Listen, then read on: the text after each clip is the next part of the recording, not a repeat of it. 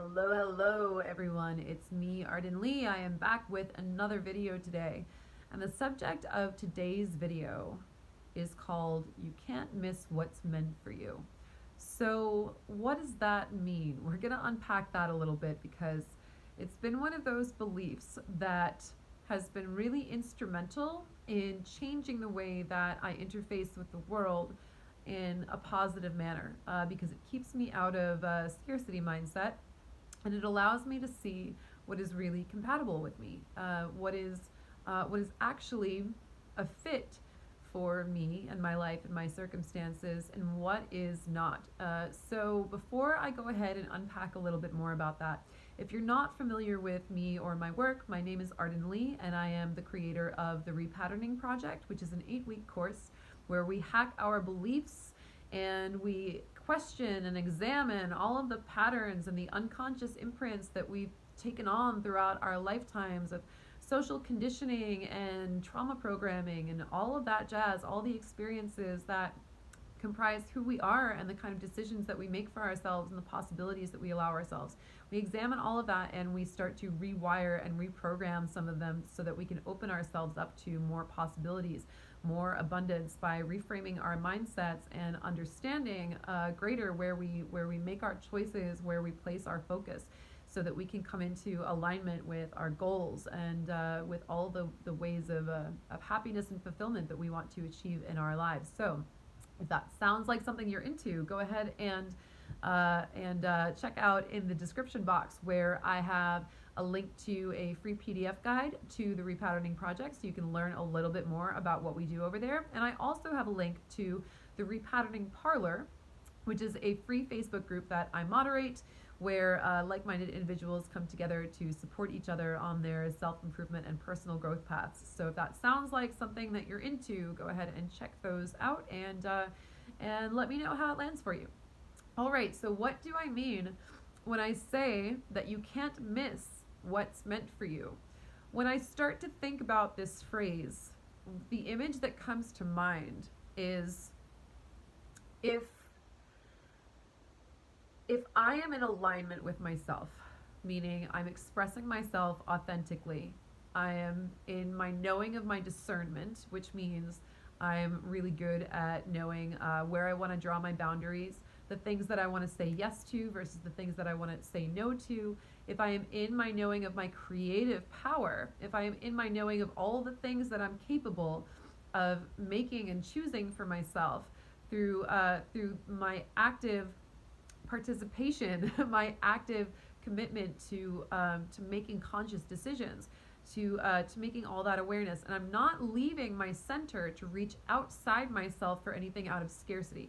So let's talk about what that means too, because this concept that I'm unpacking is it's fairly it feels like I'm trying to describe something that is really ethereal, but I have a really deep-rooted, embodied understanding of at this point in my life, and I want to pass that on to you. I want to translate the energetic and make it practical and applicable for you. So when I'm really feeling good and I'm making good decisions for myself and I'm expressing myself authentically, then anything that is in alignment with me is naturally going to be a match for me, right?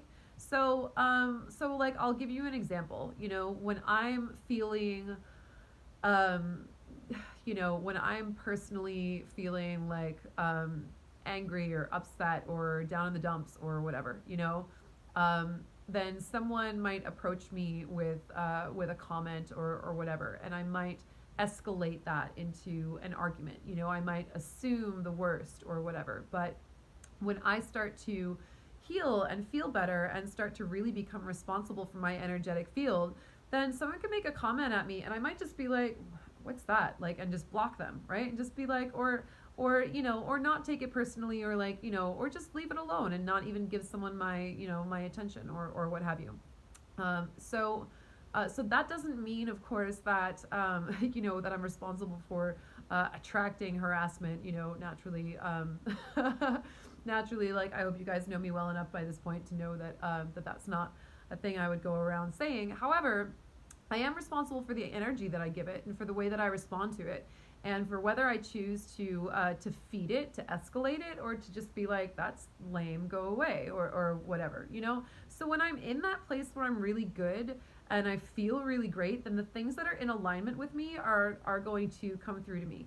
I also notice that as I come more and more into alignment, there are people and even teachings and even understandings that I now attract into my life that I could see actually in my past were there before, but I wasn't accessing them because I was in a state where I was not really able to fully receive them. You know, I've had friends who you know, have been on their own like personal growth, self-improvement jam for years longer than I have, who are, you know, maybe a little older than me, maybe people I thought of as mentors. And at the time it was like this energy from them where it was like, oh sweetheart, I love you and I support you and I'm gonna let you like take your journey. And more as I've actually stepped into that, those people are feeling like they're actually more in my field now. I'm like, oh my God, I totally get it. I show up and they're like, oh wow, welcome to the party. Like good. I'm so glad you finally made it, you know? So that's what I mean when I talk about your vibration affects the things that you're allowed to let into your field, right? Your beliefs and the way that you feel about yourself and the conscious, you know, it's like, you know, if you're someone who is not in alignment with toxic behavior, then you're probably not going to hang out with a lot of toxic people because you're going to look at it and you're going to like go, oh, that's not great for me, right?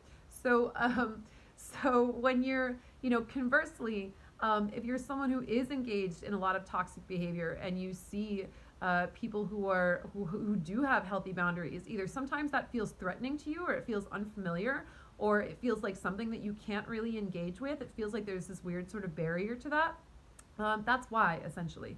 So that's what I want to talk about first, about really making sure that you're in your authentic expression and you're in your knowing of your discernment. But when you get to that place where you feel pretty comfortable, what happens then is that the things that are in alignment with you, meaning the things that are compatible with you energetically, the things that are like fit you like a puzzle piece, you know, the things that are just like, oh yes, this goes together, this is in flow, those things are going to come to you and they're going to match your vibration. I'm trying to give this talk without using a lot of like woo woo hippie language, and I recognize that I just said like match your vibration, you know, like match your frequency, but essentially it's like imagine like if you go to a party and you're in a really good mood, then you don't want to be around someone who's in a really bad mood. You're going to be hanging out with the people who are also in a good mood. Whereas if you go to a party and you're in a really bad mood, you're probably also going to, you know, be around people who are on that same vibe or whatever. Because the people who are in a really good mood are you're either going to be like, ugh, what are they so happy about? I want to go over with these people and I want to complain about things, you know, or they're going to see you and they're just going to be like, I don't want to be around that energy or whatever. So that's what I mean, essentially. Like that's an example of the way that your frequency attracts things that are like it, right? So really what you need to worry and concern yourself with is aligning with the most authentic and empowered frequency possible. And then you're going to start attracting all of those experiences and people and understandings and lessons into your life that are made for you, that are compatible with you. So when I say you can't miss what's meant for you, what I mean by that is that when you come into that empowered place that you're always given that invitation to go to, it's never too late. It's never ever too late to step into your power and to decide to start coming into that authentic expression, that grounded and peaceful, you know, that state where you're like, I got this. Like I feel, you know, I feel capable, I feel competent. I'm going to heal everything that happened to me in the past, and I'm going to, you know, have a fresh start, and I'm going to tackle my life in a completely different way.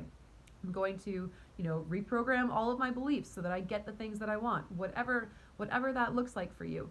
It's always possible to do that. And when you've done that, you're going to start actually attracting the things that are right for you. And you're not going to have to feel this scarcity anymore where you're coming outside your center and compromising yourself trying to chase after things. Before I really got my head screwed on straight, for lack of a better phrase, I can remember being in relationships where I was always like, I was so calculating, and it wasn't, you know, it wasn't because I was like evil or I was trying to be manipulative, but it was because I was so afraid of abandonment. I was like, you know, what can I do to just like keep this person around me? Like, what do I have to do to be worthy of my relationship, to earn things, you know?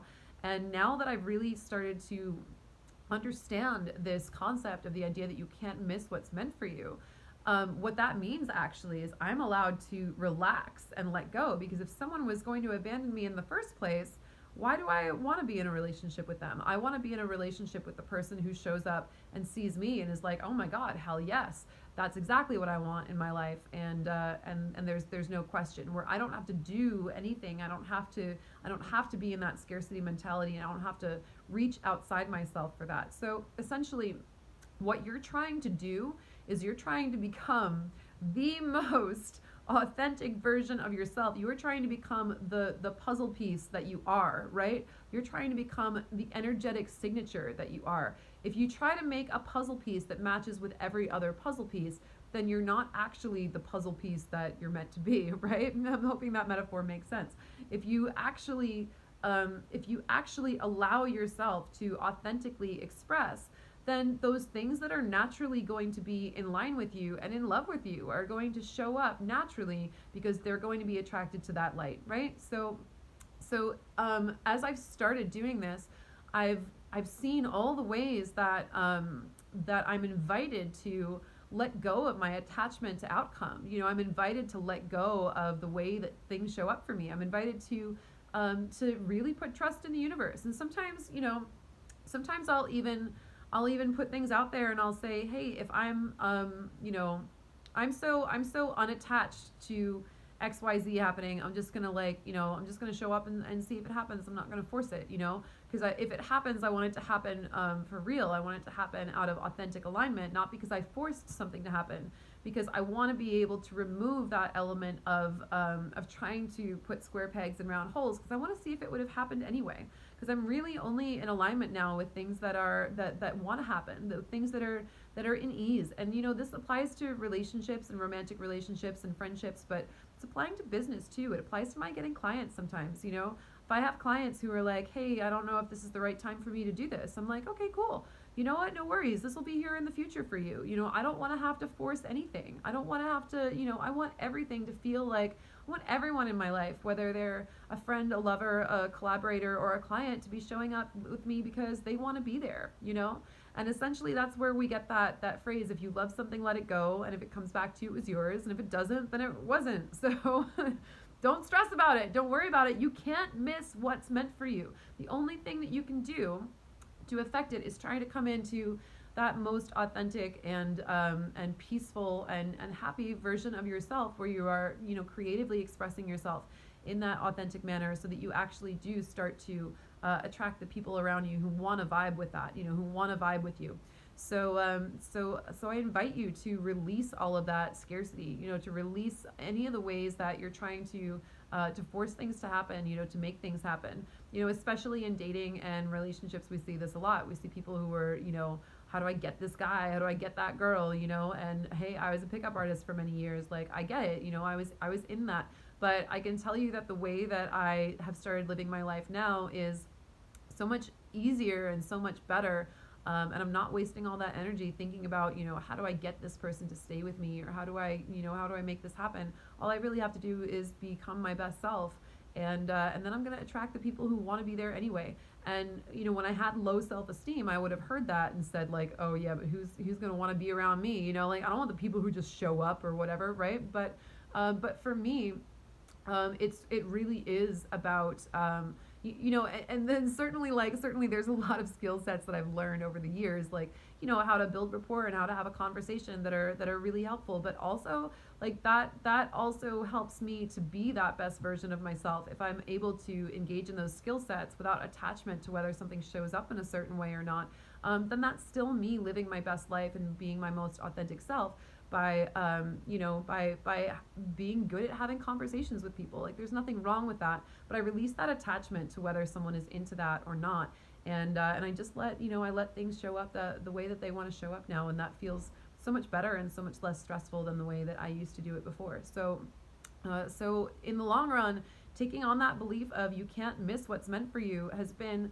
and I, like, the first time I ever heard that phrase, I was like, what the hell does that mean? Like, that sounds like a bunch of hippie woo-woo shit, you know, like, oh, the universe will provide or whatever. but the more that I've assimilated it, the more I understand it. So that's what I want to put out there today. That essentially, like, the reason you can't miss what's meant for you is that it's not something that happens along a timeline. It's not like, oh, there was this opportunity and now it's gone. It means that when you're in your own authentic self, you attract those things that are also compatible with that. And that can happen at any point. You know, that's why I release attachment to when things show up for me. I'm like, it'll be here when it's meant to be here, when it's ready to be here, you know, when I'm in my best self, and you know, when it's also right. If something is not coming to me right away, might be that it's not ready for me yet, right? Might be that I'm not ready. Maybe there's things that need to happen still. So anyway, I invite you to try this belief on too, and to try and wrap your head around the mechanics of how it works, right? Because when I say you can't miss what's meant for you, it's not about when something happens on the timeline. It's actually about the fact that, you know, if you have two puzzle pieces that fit together, those two puzzle pieces fit together on Monday and they fit together on Friday. And it doesn't matter when you put the puzzle together. It's going to happen, and it's going to be a fit regardless when it happens. And certainly setting intention and taking, you know, positive action can help you move things forward. But ultimately,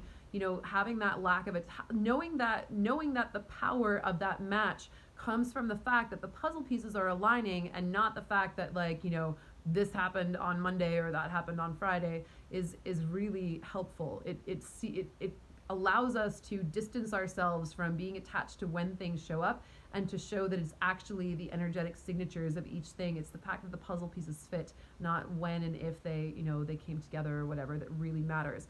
That fit will happen all along the timeline, right? Because that's your authentic self. So hopefully this is helpful.